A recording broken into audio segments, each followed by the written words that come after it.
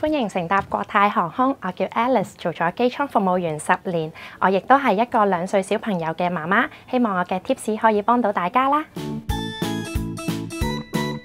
呢2份就係由我哋公司由香港飛去澳洲悉尼嘅兒童餐，有晚餐同埋早餐。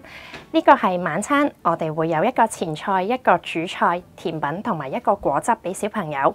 你會見到顏色方面都比較鮮豔，吸引到小朋友去進食。另外肉類方面，我哋會盡量避免用牛肉同埋豬肉，通常都以雞肉為主。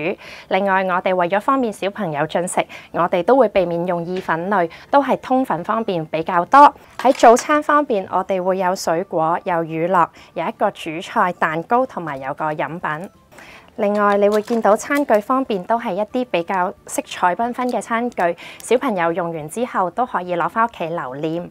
咁另外，所有嘅兒童餐都需要喺起飛之前最少24小時預訂。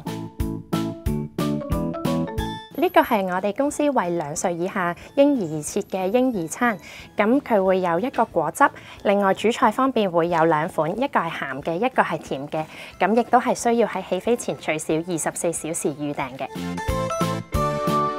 基於衞生嘅理由，我哋係唔可以雪藏同埋加熱乘客自己帶上嚟嘅食物嘅。不過如果有媽媽想開奶嘅話，我哋亦都可以為佢哋提供熱水。